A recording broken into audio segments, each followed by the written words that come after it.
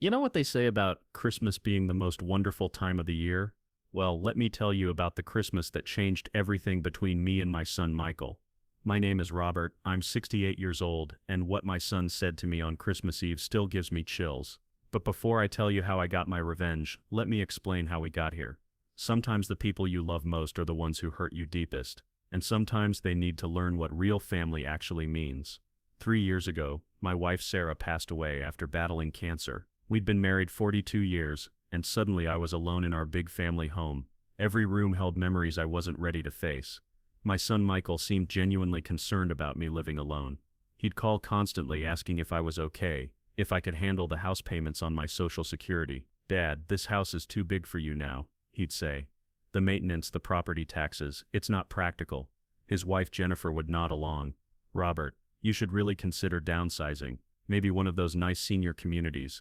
Here's what they didn't know, what nobody knew. When Sarah got sick, I quietly sold my construction company for $12 million. $12 million.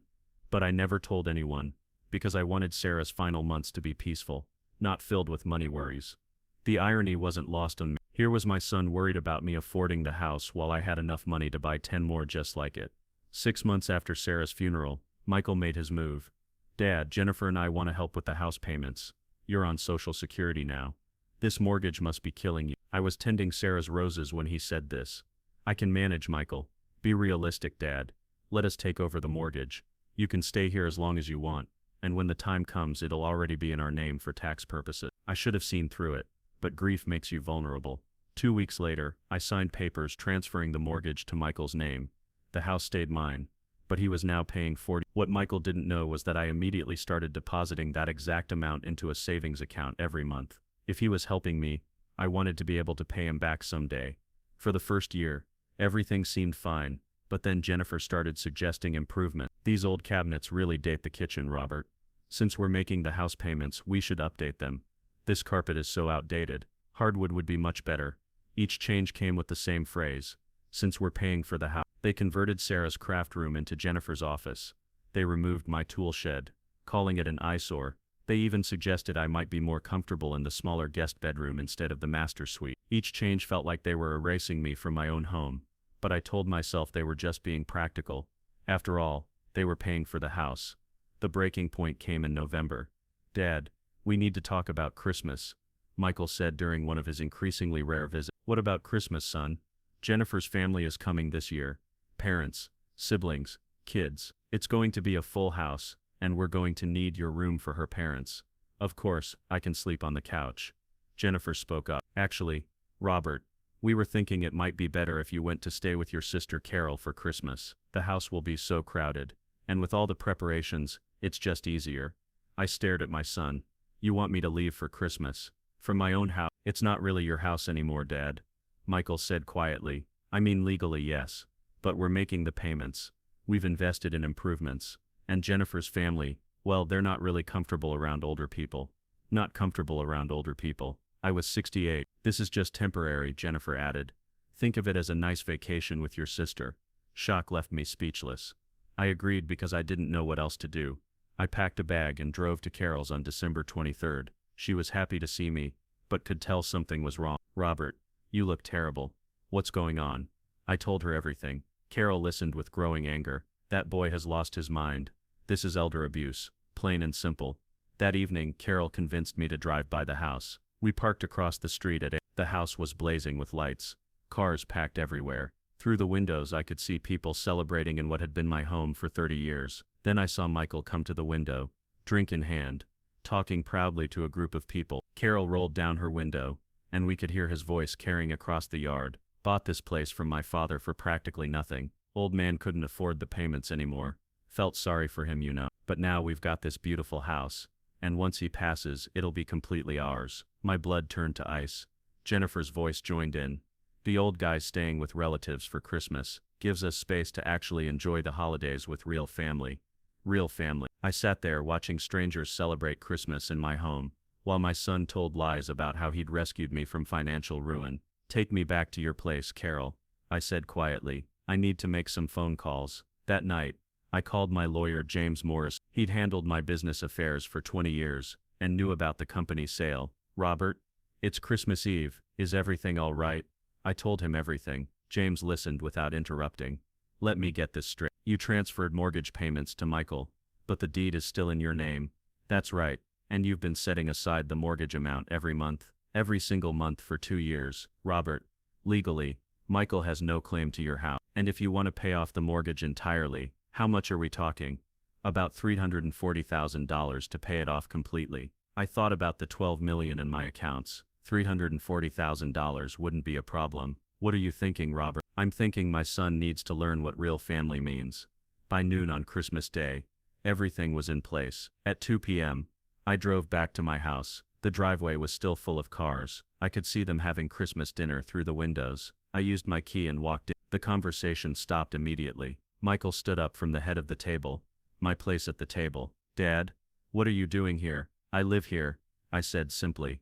Jennifer's face went red. Robert, we discussed this. You were supposed to stay at Carol's. Change of plan. Michael, could I speak with you privately? We went to the kitchen. Jennifer followed. Dad, we're in the middle of Christmas dinner. Can't this wait? No, son. Tell me about buying this house from me. Michael's face went white. What? I heard you last night. You told your guests you bought this house from me for practically nothing, because I couldn't afford the payments. Dad, I was just simplifying the story. What story, Michael? The story that you don't own this house? That you've never owned this? I pulled out my phone and showed them James's email. I paid off the mortgage this morning. This house is mine. Free and clear. You have no mortgage to pay, and no claim on my property. Silence stretched for what felt like forever. You paid off the mortgage, Michael stammered. Wired this morning. How?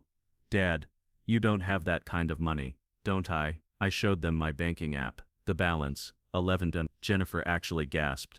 I sold the construction company 3 years ago for $12 million. I never told anyone, because I wanted to know who loved me for me, not my money. Michael stared at the screen like it was written in a foreign language. You've been making payments on my house with my money.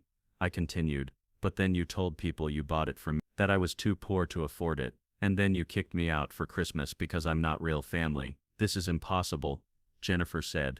You've been lying to us for 2 years. I never lied about anything. You assumed I was poor and I let you believe it. Michael slumped against the counter. Dad, if you had that money, why didn't you just pay off the mortgage yourself? Because you offered to help. Because I thought my son loved me and wanted to take care of me. Because I was a fool. I do love you.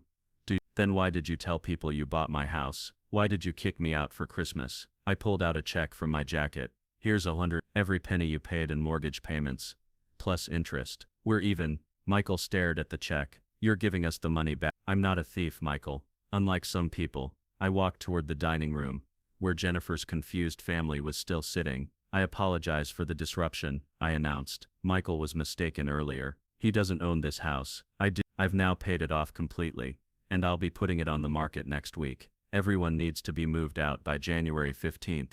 The silence was deafening. Oh, and Michael? I turned back. Your mother's china cabinet? I'll be taking that. It's a family heirloom. And as you've made clear, I'm not really family anymore. I walked out and sat in my car, shaking. 40 years of fatherhood ended on Christmas Day. Michael came running out as I drove away, waving his arms in my rearview mirror, but I didn't. My phone started ringing that evening. Michael. Over and over. Finally, at 10 p.m. he left a voicemail. Dad, please call me back. Jennifer's family is leaving. Jennifer is crying. I know you're angry, but please, you're my father. I love you. I called him back. Dad, thank God. Listen, we can fix this. We're family.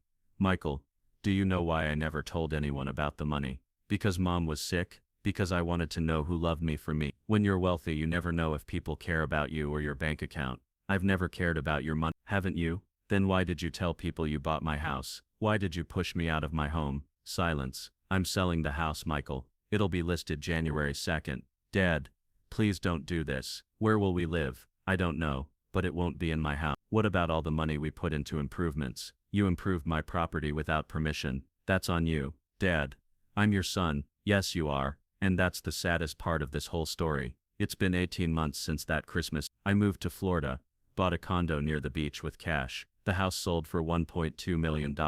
Michael and Jennifer had to move in with her parents. Michael lost his job at the bank 2 months later. Apparently his boss didn't appreciate the negative publicity when the story made the local paper. Local banker tries to steal father's house. We talk now. Every few weeks, he's in therapy, trying to work through what he calls his greed and entitlement issues. Jennifer left him for a man with more money. Turns out she really did care more about bank accounts than people. Trust takes time to rebuild. Maybe we'll get there. Maybe we won't. But I learned something important. You don't have to accept disrespect just because it comes from family. Sometimes the people who claim to love you the most need to learn what love actually means. And sometimes, a little sweet revenge is exactly what the family needs. Thanks for watching. If this story resonated with you, hit that like button and subscribe for more stories about standing up for yourself when family lets you down. Remember, you have more power than you think. Use it wisely.